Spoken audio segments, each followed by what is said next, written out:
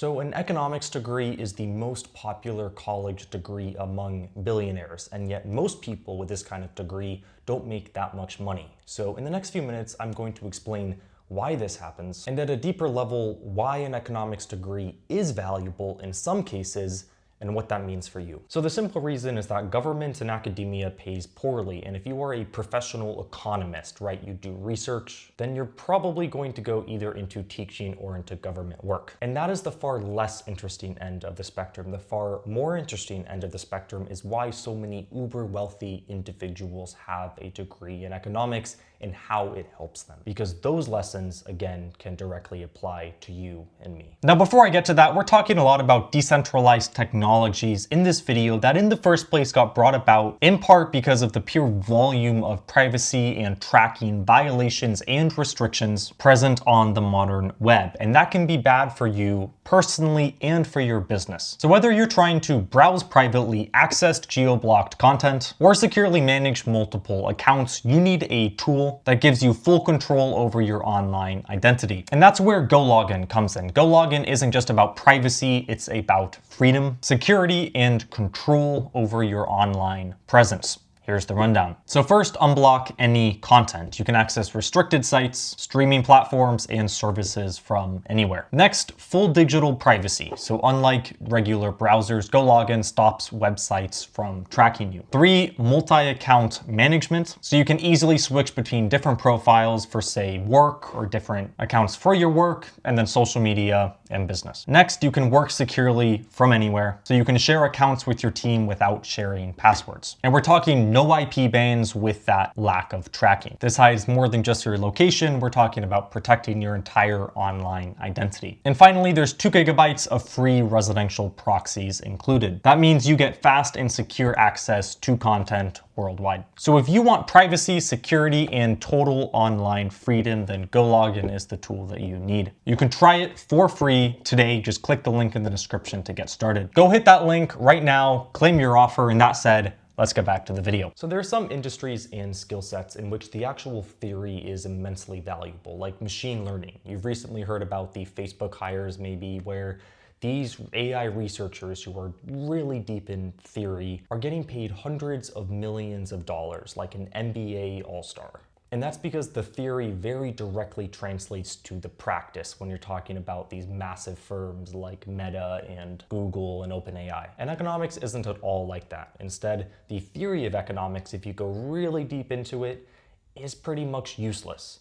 But when you apply the theory, the high-level theory, the lessons, the strategy of economics to a dynamical system, so to a system that evolves over time, like a business, like your personal life, like any quote-unquote market, whether that's a grocery store you start or a SaaS business you start or the equities market, a national market that you live in, then it's incredibly valuable. But why exactly is it that valuable? So first and the most obvious is just economics conveys an understanding of how money works and flows. That's the easy answer as well. I think there are 2 core concepts that are more applicable to you and me. The first is that, like most STEM fields, but especially when you think about money and finance and business, economics teaches you to think through the second, third, and fourth order and n order effects of any single decision. So just like a computer scientist may understand that if they change this line of code, it's going to affect this and this and this and this and this, when you talk about money,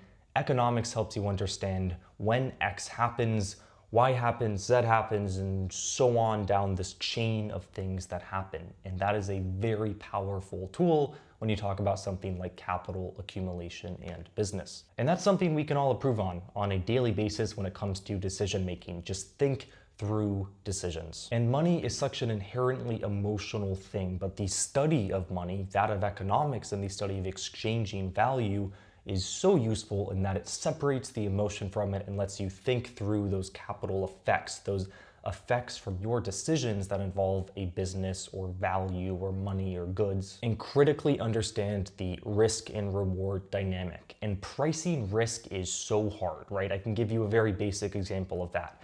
If you drive to an airport and get on a plane, right, how many people in that situation are more scared of going on the plane than driving to the airport? Nearly everyone, right? The ratio of people who are scared about driving to the airport for their personal safety versus scared about getting on the plane is like 100 to 1. But the actual odds of death or serious injury from driving to the airport is several hundred times the odds, and quote me on that, I'm sure it's high, the risk of going and flying on the plane. So humans are very bad at pricing risk.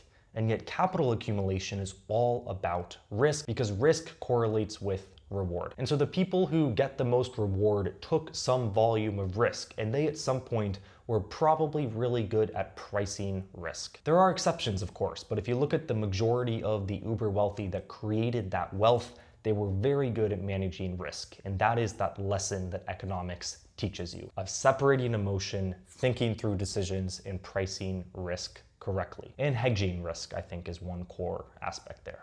Now, second, economics, and especially econometrics, which is a subfield of economics, focuses on systemization and data. It's all about looking through data and then thinking through those effects, but you need to understand the data to do that, and you need to have a system or a model for understanding things. Economics is a field built on models, which is a system of equations that you can plug things into to predict the future, or just predict something that's going to happen when you plug those variables into it. And if you translate that into a business setting, now you're talking about looking through metrics, you're talking about modeling and trying to predict the future or just make better decisions. And you do that in other fields, but when you talk about capital accumulation or making money, it makes sense that the people, or some of the people who make the most money, were then trained in the field of using data and systems to predict the flows in the movement of money and value and goods. Now a final little practical thought is just a lot of financial things can seem really intimidating and scary, like investing in stocks, which one do I buy, and money market funds and credit yields and mortgages, and all these financial instruments that could be really bad for you and could lose you a lot of money.